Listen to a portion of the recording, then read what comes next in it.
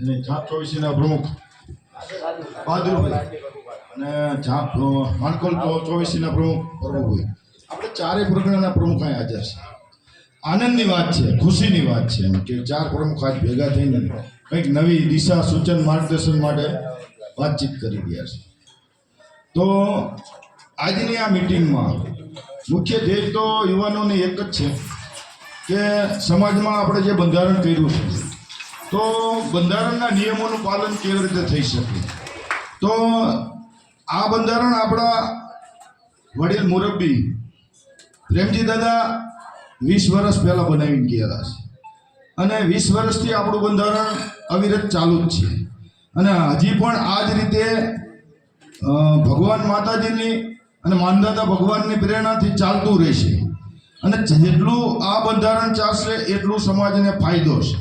ફાયદો એટલા માટે પ્રેમજી દાદા કહેતા હતા કે તમારે જો આ જમીન રાખવી હોય તો ખોટી ખર્ચામાંથી બચવું પડશે. તો ખોટા ખર્ચા બચવા માટેના કયા રસ્તા?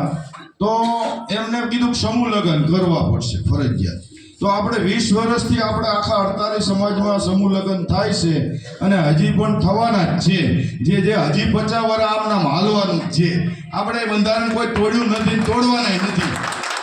રહી વાત નાની મોટી અમુક છે પણ એમાંય આપણે બંધારણમાં નવા નિયમો જૂના નિયમો કાલે જ આખી 48 ભેગી કરી અને ચોપડીનું વિતરણ કરેલું છે અને ગામોમાં ચોપડીઓ પહોંચાડી દીધી છે અને કંઈ પણ દીધું છે કે ગામને ભેગા કરી અને આ બંધારણનો અમલ ઝાઝી રીતે અને સુરજર રીતે થઈ શકે એવું આપણે કાર્ય કરવાનું છે. ગામ કમિટી ફરજિયાત છે જ તે, એના ઉપર આપણે 6 ગામના 5 ગામના પટેલ મૂકેલા જ છે, એના ઉપર આખી 48 કમિટીના સમજો છે જ તે. તમારો કોઈ પણ નાનો મોટો પ્રશ્ન હોય તો પહેલાં તો ગામ રીતે જ સોલ્યુશન કરી લેવાનું થાય છે કારણ કે ગામની વાત ગામમાં જ રહી જાય.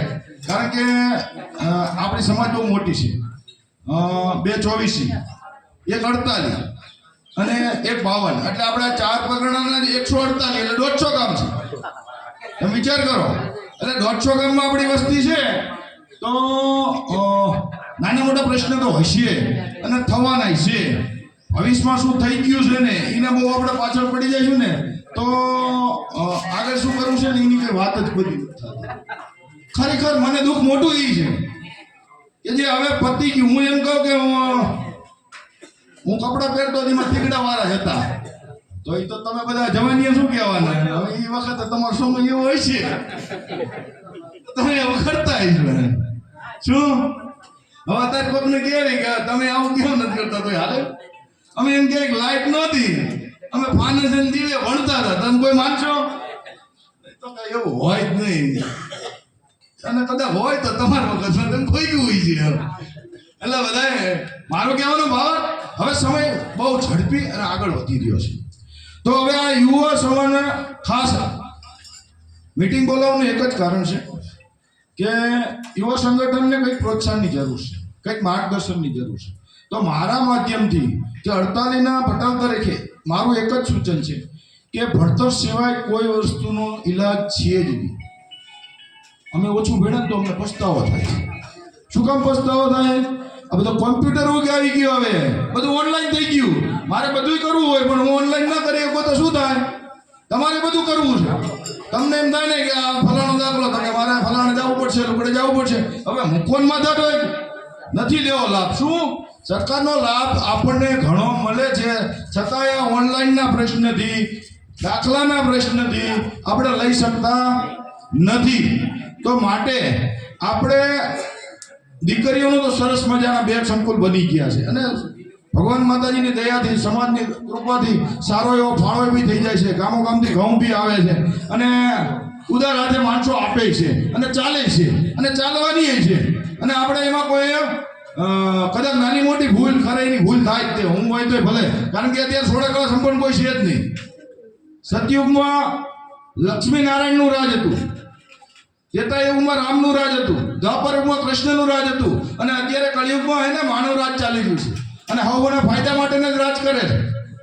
અને સમાજની અને સમાજને બધી અપેક્ષા હોતી હોય છે પણ સમાજની અપેક્ષા બધા રાજકારણ પૂરી કરી નાખે પણ છતાં આપણે આપણે બધી જરૂર છે. તો આપણે આપણો રાજકારણ બી આપણે રાખવા પડશે, આપણા સમાજના આગેવાનો પણ રાખવા પડશે, શિક્ષણ પણ હારે હારે કરવું પડશે. એટલે પ્રગતિ ચારે દિશાથી ભેગી કરશું ને તો આપણા સમાજનું કંઈક નવું ઉત્પન્ન થઈ શકશે. બાકી તો બીજી સમાજ અને પોલિટિક્સ કોંગ્રેસ હોય ભાજપ હોય આપણે કોઈમાં પડવું નથી. હવનું હવ કાર્ય કરે જ છે.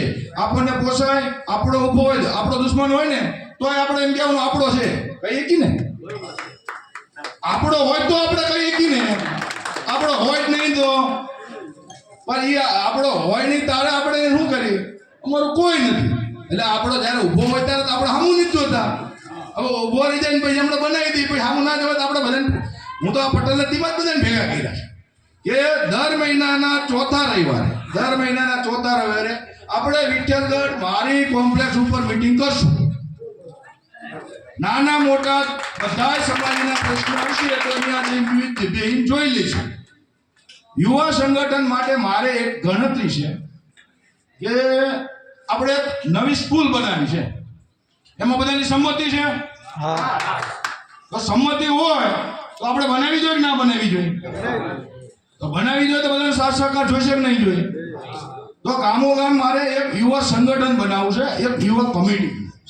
અને યુવા કમિટીના કામકાજો કેવા છે, નાના મોટા પ્રશ્ન. આ રાજકારણ તો આપણા સમાજની માં જઈ નાખી જેમ કેવું જ કહેવાય. કારણ કે બે પક્ષ તો હોય રાજકારણ. આપણે કારણ કે હજી ખેલતા આવડતું જ નથી. ચૂંટણી જાય ને એટલે ભૂલી જવું જોઈએ કે કોણ હતું, ક્યાં હતું, કેવડ હતું, પછી હવનું ભેગું થઈને બેસી જવું જોઈએ. પણ આપણે તો શું છે, બોલો તો હામો આવ્યો તો મારે એને બાયો છોડાવી છોડવો જ નથી. પણ એવું ના હોય, ક્યારે કોઈ બદલી જાય, કોનું કહે થઈ જાય. મહેરબાની કરીને ઘડી ને ભાષણ ચાલુ પછી ડિસ્ટર્બ થઈ જવાય.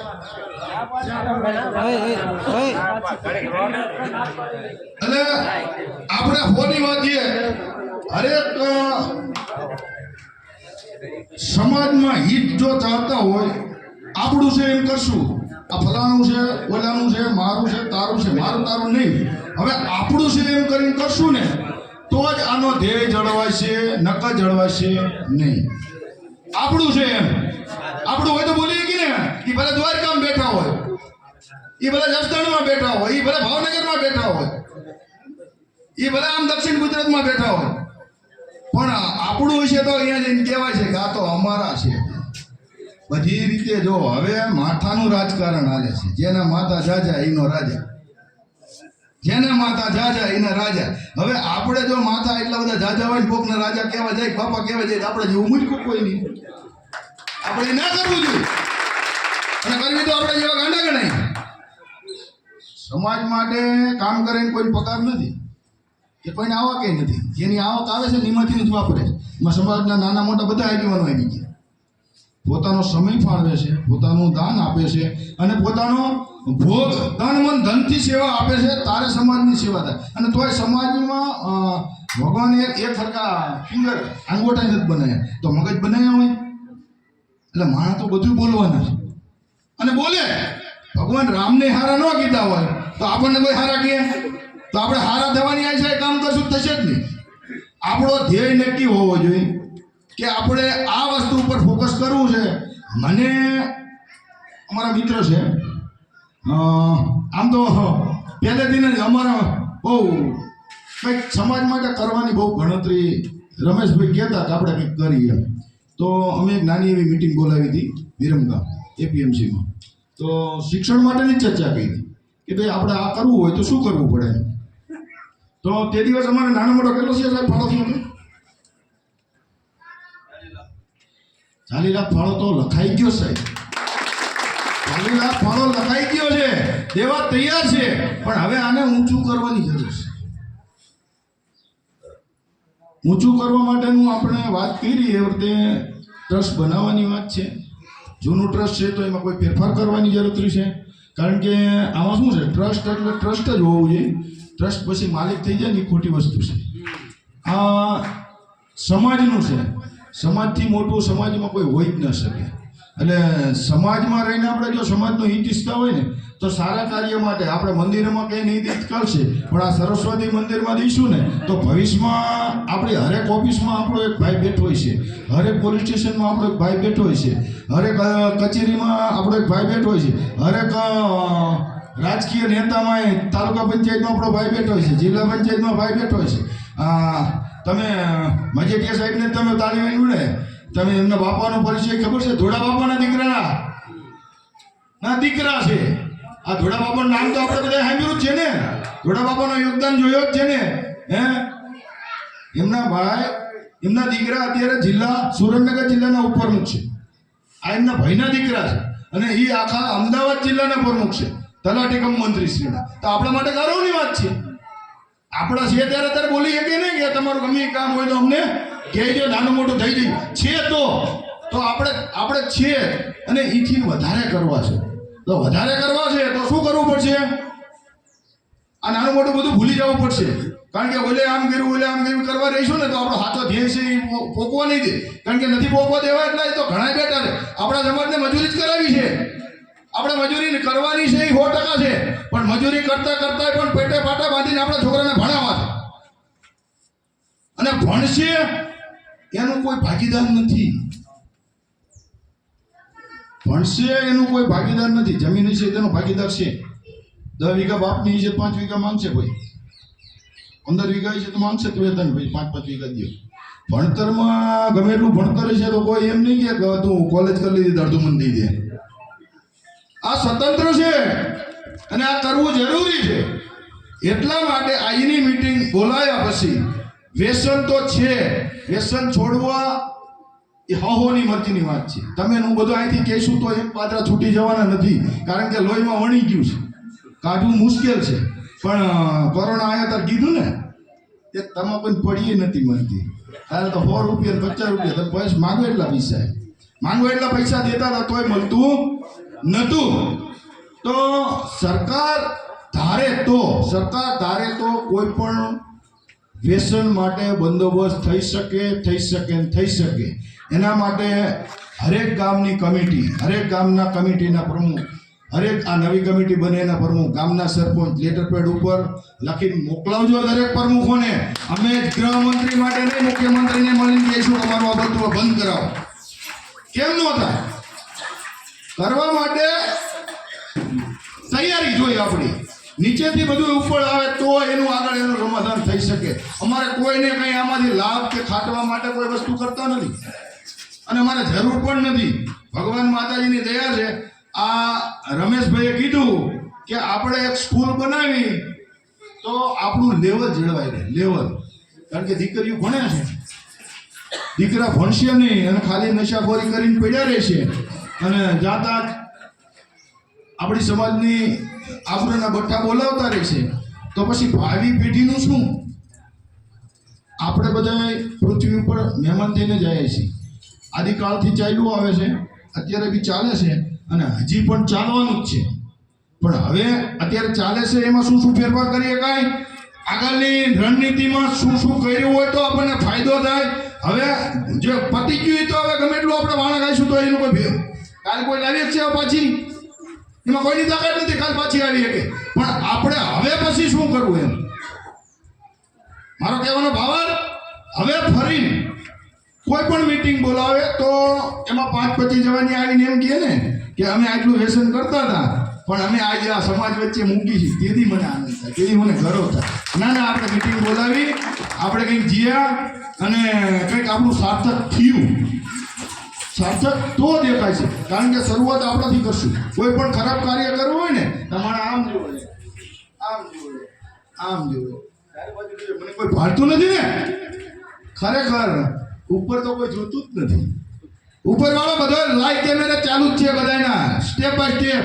તમે સાચું કરો તો ભલે, ખોટું કરો તો ભલે, તમે આપી દો ભલે, વાપરવા વાળો વાપરે, દેવો વાળો દે છે. પણ અહીંયા તો લખાઈ ગયેલું જ હોય છે. તમે દઈ દીધું, વાપરવા વાળો ક્યાં વાપરે, કેમ વાપરે, તમે જે નિમિત્તે આપ્યું તમારું લખાઈ ગયું. એટલે ઉદાર હાથે ફાળો આપી અને આપણી નવી સ્કૂલ ક્યાં બંધાય છે એ મને નથી ખબર હતી. ભગવાનને ખબર હશે કે આપણી સ્કૂલ ક્યાં બનશે અને કેવી બનશે, પણ આપણો એક ધ્યેય પાકો છે કે રમેશભાઈએ કીધું છે કે આપણે ગમે ભોગે સ્કૂલ આપણે ઊભી કરવી છે. તો દીકરા અને દીકરીની સ્કૂલ વ્યવસ્થિત ચાલે એમાં બધાય નાનું મોટું કદાચ કોક સાંભળાવે ને તો સાંભળી લીજો અને કહેજો. સમાજને એક મારી ખાસ વિનંતી, આપણે એને જૂનું અને ખોટું બે જ વસ્તુ ઉપાડ કરીશ. બહાર લાવી છે ઓલાએ તો આમ કરી નાખ્યું, પણ એટલે એને સારું કર્યું એ તો કહો, એ સારું કરવા માંગે છે એનું તો કહો, એને આટલું આપ્યું એ તો કયો. એટલે આપણે કોઈ દિવસ જે ખરાબ કરતો હોય ને એને કોઈ પ્રોત્સાહન આપવાની વાત જ ના કરો, અને ખરાબ વાતને બહાર ઉપર લાવવાની બી વાત ના કરો, ચર્ચા જ બંધ કરો. બીજી સમાજ આ જ કરે છે એટલે એવડે આગળ વધતા જાય છે. આપણે શું કર્યું, ઓલા લાવો સારું કર્યું પાછો પાડો ને મારું લીટી ઘૂસી જાય. શું કરે હે, ઓલો લીટી મોટ કરે છે તો ઓલાની અંદર મારી લીટી નાની થઈ જાય છે. એટલે નાની લીટી થારી મોટી કરીને બાબા હવની લીટી હવને મોટી કરવાની હોય. કોઈનાથી કોઈની લીટી મોટી નાની થતી નથી. એટલે મહેરબાની કરીને આપણે કોઈને આમાં પડવાનું થતું નથી. ભગવાન માતાજીએ હવને બુદ્ધિ આપી છે, હવને સંસ્કાર આપ્યા છે, તો હવ સારું વિચારીને જ કામ કરશો એવી મારી આશા છે. આપણે આ સ્કૂલ બનાવી છે તો સ્કૂલ માટે સાહેબે જેમ વાત કરી કે શિક્ષણ વગરનું બધું નકામું છે. તો શિક્ષણ મેઇન વસ્તુ છે. ભણેલા ગણેલા હશે તો કોઈ છેતરી નહીં જાય. અત્યારે માણસ ને છેતરવા જ બેઠા, લૂંટવા જ બેઠા. માણસ ગમે એ ભોળા માણસ હશે તો એને કેમ લઈ લેવું, કેમ પડાવી દેવું. હવે માણસ સહી કરવાને અંગૂઠો કરતા બીક લાગે કે આમાં અંગૂઠો કરશું બીજું કઈ ઠોકી નહીં નાખે ને, મારું કઈ લઈ નહીં લે ને, હકીકત લઈ લે એટલે બીક લાગે.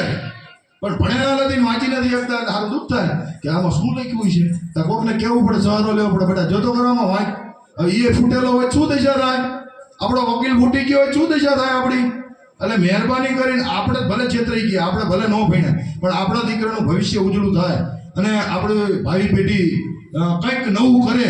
કારણ કે આપણી વસ્તીમાં કોઈ કમી નથી. અત્યારથી જાગશું ને, અત્યારે આંબા વાવશું ને તો એનું ફળ આંબાની કેરીઓ 5 વર્ષે 25 વર્ષે આપણા દીકરા દીકરી ખાય છે. અને તેથી એનું ફળ અહીંથી દેખાય છે કે ખરેખર નાના શાહપુરથી જે શરૂઆત થઈ હતી એ ખરેખર ધન્યવાદને પાત્ર છે. તેથી આનું પરિણામ તેથી દેખાય છે. અત્યારે તો ખાલી આપણે વાતચીત ને ચર્ચા કરી છે, તો ચર્ચા ઉપર આપણે કાયમ રહી અને ભવિષ્યનું આપણે વિચારી ચારે પ્રમુખોને કહીશું દર મહિનાના ચોથા રવિવારે આપણે ખાસ મીટિંગ આપણા કોમ્પ્લેક્સે 5 માણસો 15 માણસો લઈને આવજો. જમણવાર સાથે અહીંયા રાખશું. સાંજના 4 વાગે ફરજિયાત પધારવાનું. 4 થી 6, 7 વાગે આપણે જમીન 8 વાગે છૂટા. એટલે ફરતા કોઈ પણ નાના મોટા પ્રશ્ન હશે તો ઓટોમેટિક અહીંયા બે પતી જશે. કારણ કે સમાજ આવડો મોટો છે એટલે પ્રશ્ન તો થવાના જ છે. એનું સોલ્યુશન ભગવાને પ્રશ્ન બનતા પહેલા કરેલું જ હોય. આપણે પોઝિટિવ રહી એટલે 1000% એ પ્રશ્ન સોલ્યુશન ભગવાન માતાજી કરે છે. તમે હું બધા નિમિત્ત છીએ, તમે હું બધા નિમિત્ત છીએ. તો નિમિત્ત બન્યા તો હું કામ સારું ન કરતા જાય. બસ આટલી જ વાત છે. ભગવાન માતાજી સૌને સદબુદ્ધિ આપે. આપણો સમાજ બહુ ભોળો છે અને હરેક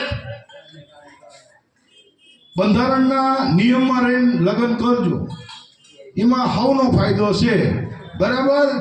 એમાં ફાયદામાં રહીને કામ કરશો તો ભાવિ પેઢીને 5 વીઘા રહેશે. રહી વાત વ્યસનની, વ્યસનમાં બહુ લાંબુ કહેવું નથી, કારણ કે 2 વીઘા ઓછી થાય ને એટલા પૈસા જાય. ખરેખર એક માણાને 2 વીઘા ઓછી થાય ને આખી ઉંમરમાં એટલા પૈસા જાય. દરેકને 100 રૂપિયા ગણો કેટલા થયા? હે 3000 રૂપિયા થયા ને. હવે મહિને 3000 રૂપિયા આપણે નાખી જ દઈશું. બચત તો આપણા માટે 0 છે. હવે બચત કરવાના બદલે આપણે વેડફી નાખીએ. બચત હશે ને તો પછી આપણે કંઈ પેઢી વિશે તેનું આયોજન કરશું. આપણે ખરેખર કમાઈ કેટલું ખબર છે? આ રહી ને આપણો એરિયા મહેનત કરવામાં આપણા સમાજ સિવાય કોઈ છે જ નહીં. એટલે આપણે કમાઈ છીએ તો ફાઇનલ છે. નથી કમાતા એવું તો કોઈ છે નહીં. કમાયા પછી આપણું આયોજન નથી થતું ને કે આ પૈસાનું ક્યાં આયોજન કરવું, આ પૈસાનું ક્યાં ગોઠવણ કરવી, આ પૈસા આવે તો કેવું બજેટ કરવો. આપણે તો આઈટનું લાવે ને કાંઈ ઉડાડી નહીં કરે. એ તકલીફ છે. તો હવે ભાઈ પેઢીને આ કરવાની જરૂર છે. કે આપણે કમાઈશી કેટલું ને વાપરીશી કેટલું ને બચત કેટલી કરશે. જ્યાં સુધી બચતની ખબર નહીં પડે ને ત્યાં સુધી ભાવિ પેઢી એનાથી રહેશે નહીં. પ્રેમજી દાદા કહેતા હતા 25 લાખનો વીઘો થાય છે. તેથી મને આશ્ચર્ય થતું હતું 20 વર્ષ પહેલા, કારણ કે તેથી 5000 રૂપિયા જ ભાવ હતો જમીનનો, અને 25 લાખ માટે બહુ મોટી રકમ હતી. અત્યારે 25 લાખમાં ક્યાંય જમીન નથી. હવે હું તો એમ કહું છું, આ બાજુ તો જામ 24 માનકોલ 24 તો કરોડ ઉપરના ભાવ, અને આપણે ભવિષ્યમાં કરોડ ઉપરના થઈ જશે એ નક્કી જ છે. તો આપણે કરોડપતિ તો છીએ. તો કરોડપતિ રહેવા માટેનું આ કોઈ નાના મોટા આગેવાનો સલાહ સૂચન આપે તો એને સર માથા ઉપર ચડાવી અને એનું અનુકરણ કરી અને બંધારણને પાળશો એવી મારી આશા. અસ્તુ. ભારત માતા કી જય. જય જય કોળી સમાજ.